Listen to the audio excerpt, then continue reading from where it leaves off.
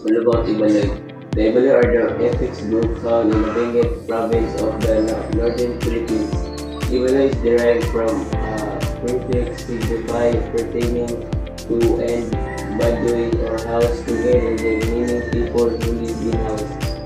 Tubayan is one of the municipality of Benguet province in the Cordillera Mountain Ranges or northern Luzon. The municipality is recognized as a center of Ibaloy culture. All about Ibaloy ay bibita sa malaking isang silip na transilali ng pamagat. Mayroon isang blog na teksto na naglarawal sa mga Ibaloy bilang isang katutubong grupo at etiko. Mula sa lalawigan ng Benguet sa Hilaga, Pilipinas, sa kaliwanag ito ang pangalan ng Ibaloy ay nagmula sa prefix na nangangahulugang nauukol sa at Baduy na nangahulugang bahay. Kaya mga taong nakatira sa mga bahay, binanggit din sa slide ang Kabayan ay isang munisipalidad sa Benguet Province na kinikilala bilang sentro ng kultura ng Ibaloy. Sa kanang bahagi, mayroong dalawang puting bilog na may itim na parisukat sa loob, malamang na bullet point at isang burning pabilog na pugi sa babang kaligwa.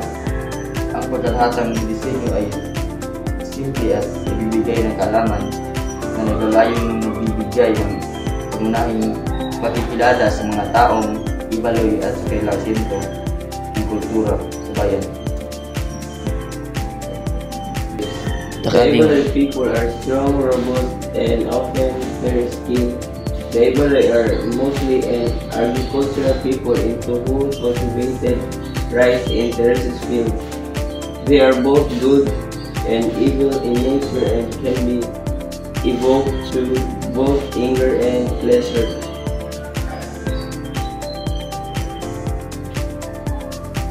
Ibaloy's culture, belief, practices. Ang larawan ay isang daya na nagpapaliwanag tungkol sa mga naniniwala ng mga Ibaloy. Ayon sa slide, naniniwala ang mga Ibaloy sa dalawang uri ng espiritu.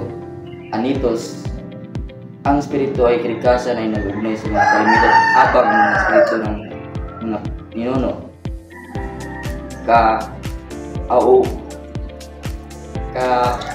Kaapuan ay nagpapakita ng kanilang presensya sa pamagitan ng mga panaginip o sa pamagitan ng pagkakasakit ng mga miyembro ng pamilya.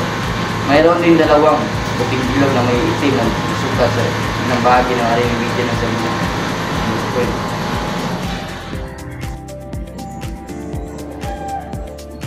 Ibaloy characteristics. Ang larawan ay isang slide na nagpapakita ng katangian ng mga Ibaloy. Nagkasulat sa slide na ang mga Ibaloy ay malalakas, matatag, at karaniwang may mapuputing balat.